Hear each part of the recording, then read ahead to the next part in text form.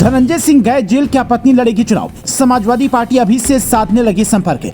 क्या जौनपुर में कृपाशंकर सिंह की जीत अब होगी आसान या अभी आएगा एक और ट्विस्ट? धनंजय सिंह ने मोदी के अफसर को उठाया, कोर्ट ने सजा सुनाई, फिर सवाल क्यों? समझिए कहानी।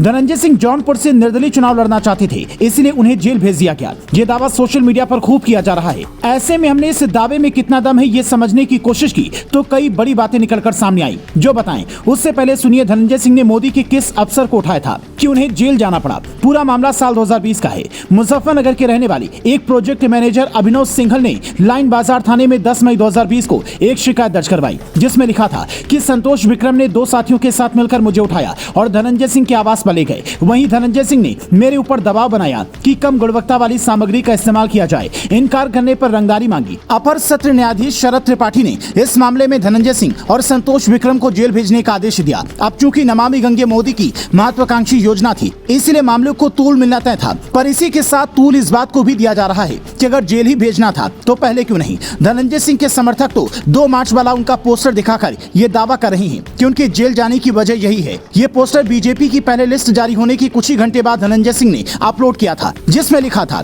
जीतेगा जौनपुर, जीतेंगे हम। इसके बाद कयास लगने लगे कि धनंजय सिंह निर्दलीय चुनाव लड़ेंगे। हालांकि उसके बाद उन्होंने अखिलेश यादव से भी मुलाकात की तो सियासी गलियारों में ये चर्चा तेज हो गई कि बाहुबली नेता सपा के साथ जा सकते हैं, लेकिन साइकिल पर सवार होने से पहले ही जेल की कोठरी में जाना पड़ा, जो ये बताता है कि जौनपुर में बीजेपी की चुनौती कम होने वाली है। राजनीतिक एक्सपर्ट बताते हैं कि पूर्व गृह राज्य मंत्री कृपाशंकर सिंह का जौनपुर से जीतना आसान नहीं था। धनंजय सिंह की पकड़ जौनपुर में इतनी है कि वो निर्दलीय बाजी मार सकते थे, लेकिन अब हालात बदल चुके हैं। हालांकि इसी के साथ सवाल ये भी उठता है कि जेल तो धनंजय सिंह गए हैं, उनकी पत्नी श्रीकला रेड्डी तो बाहर हैं, जो राजनीति में सक्रिय भी हैं और धनंजय सिंह को जबरन जेल भेजे जाने की बात कर सिंपैथी वोट भी हासिल कर सकती हैं, जैसा कि झारखंड में कल्पना सोरेन कर रही हैं। हालांकि दोनों के केस में अंतर है। ऐसे में जौनपुर से बीजेपी प्रत्याशी कृपाशंकर सिंह की मुश्किलें बढ़ सकती हैं, लेकिन जौनपुर का जातीय गणित देखें तो कई अलग बातें निखर कर सामने आती हैं। ये ऐसा जिला है जिसमें 2 लोकसभा सीटें आती हैं, पहली जौनपुर और दूसरी मछलीशहर लोकसभा सीट। जौनपुर सीट पर 90% हिंदू और 10% मुस्लिम हैं। यहाँ का